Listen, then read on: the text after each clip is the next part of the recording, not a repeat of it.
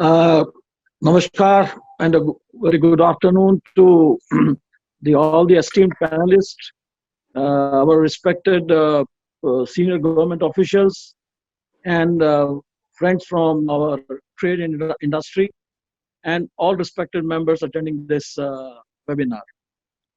Uh, Thank you, Atul Bhai, for inviting me to this important session, which when the entire oil meal, I would say, sector is looking for a new vision and direction after the damage caused by several elements culminating into COVID-19. Uh, or say soybean meal and rapeseed meal, which are the biggest contributor to the oil meal exports, are subject of my deliberation, where I would primarily deal with soybean meal for in the next few minutes.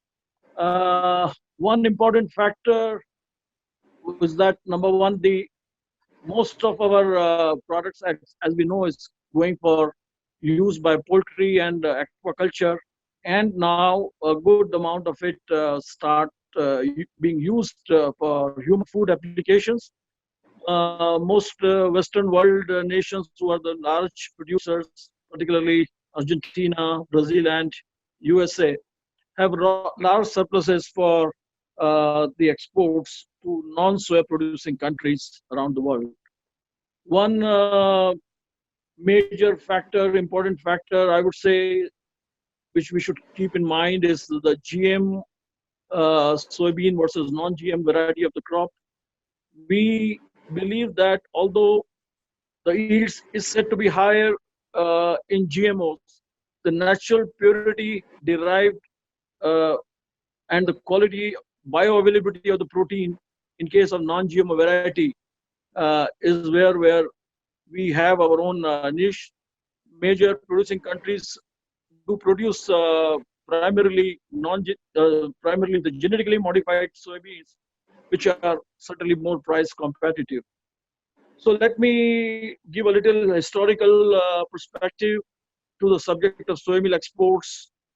We exported close to 44 lakh tons of soybean meal and other soya value-added products in the year 2013. That was valued over rupees 15,000 crores. And this was our peak, I would say, in our history. But things started changing fast. And in just 3 years down the line, our exports fell to just about 4 lakh tons.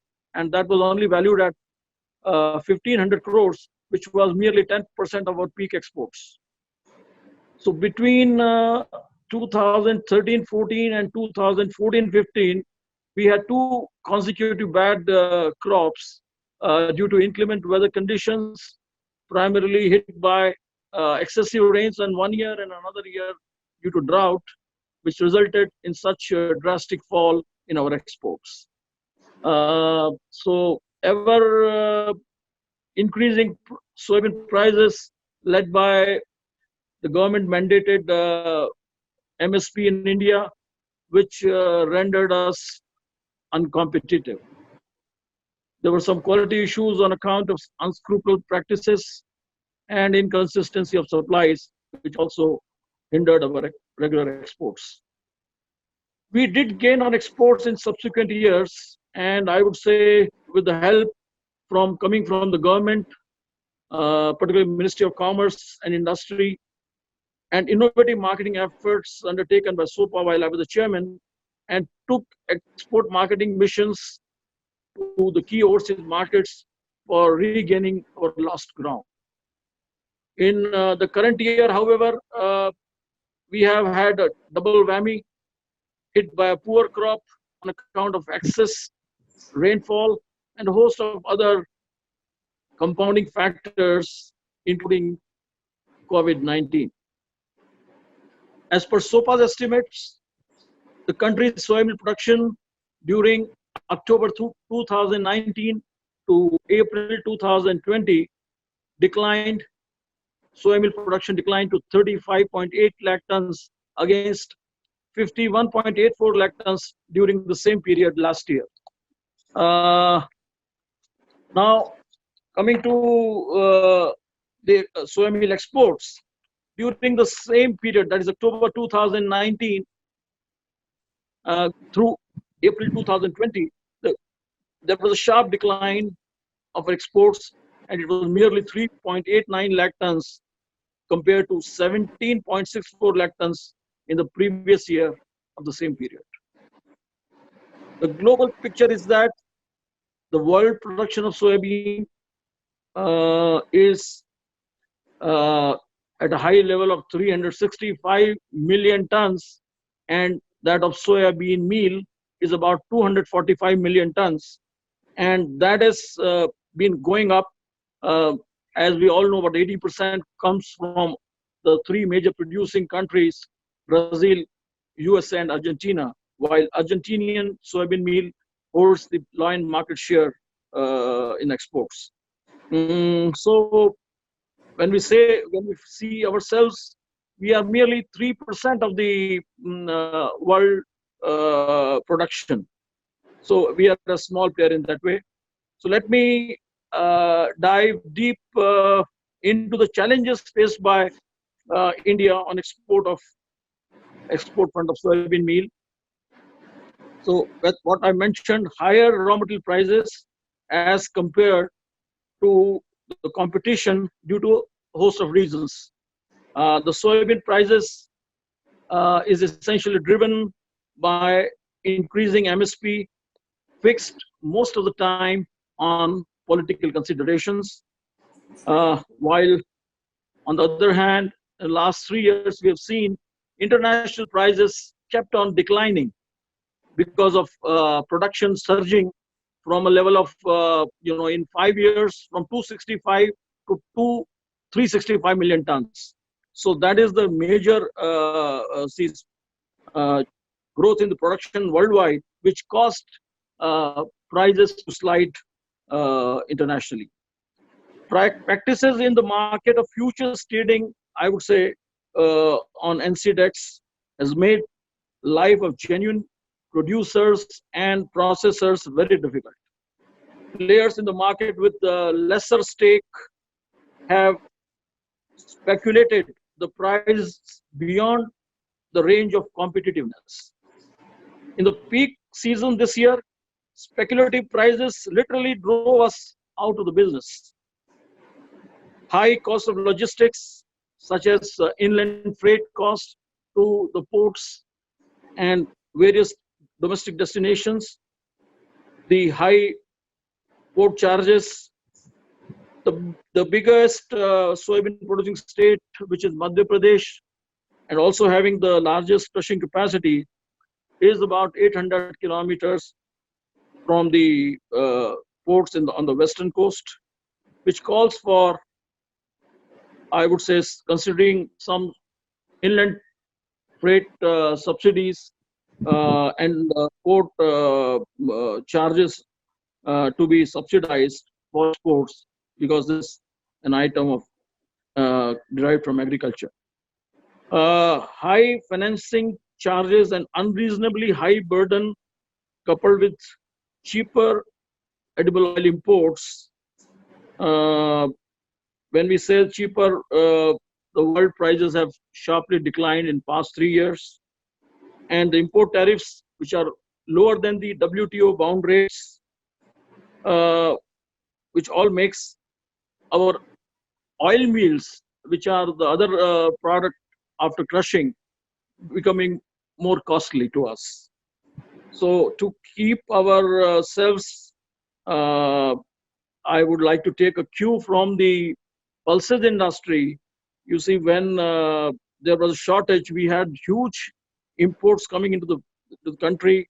The prices in the process surged to a very high level, and within a year and two, not only that, the high prices incentivized the farmers to move to pulses cultivation. They made us near self-sufficient for our needs, going our own production to in excess of 20 million tons.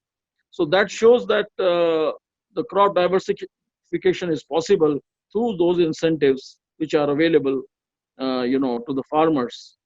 When we have better production, and if the government can, I would also come to that point how we can deal with that matter. We have uh, what we need is basically to change how we can move towards self-sufficiency in edible oils, for which I think the government is now I'm giving all special attention.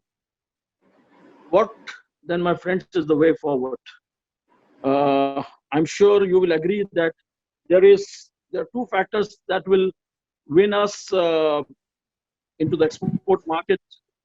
Is one is the competitive pricing, and secondly, uh, consistent availability of the quality product. So, in this respect, I propose the following steps should be taken rather. The farmers should be encouraged to grow more soybean under income-driven MSP, and the government should incentivize the farmers either by a scheme called Bhavantar, which was very successfully introduced in Madhya Pradesh, or by the yield per hectare kind of a subsidy.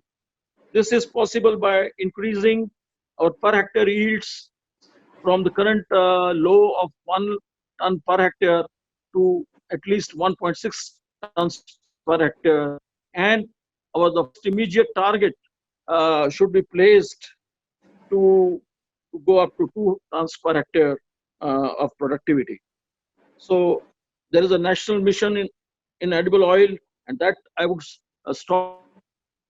So now, what I would suggest that the government must make all our export activity free of all taxes and levies, which we have to pay high mandi fee currently, and some other VAT on some of the GST inputs and consumables, which were not qualified for ITC. Secondly, the MEI's benefit, which used to be about up to a year before, was available for at 10%, which was subsequently reduced to 7% now, currently being given only at 5% up to I think December 2020. So this make our appeal to the government would be to reconsider it, to make it at least 10%, to keep us having our competitive edge in the market, although we are still priced higher. But rather than, I would say, to compete on the bulk markets, which are large consumers, we must search for our niche markets who can pay us premium for our non-GMO soybean meal and other soya value-added products, especially in the light of COVID-19 pandemic, where people would prefer consumption of non-genetically modified 2 minutes. secured products uh, at all stages of the food chain. Uh, Production acreages needs to be enhanced with earnest efforts to achieve higher uh, per hectare yields. We have we have to jointly make concerted efforts, I would say, to win back in the lost markets. In the joint effort, we need the help of the farmer, the government, the processor community.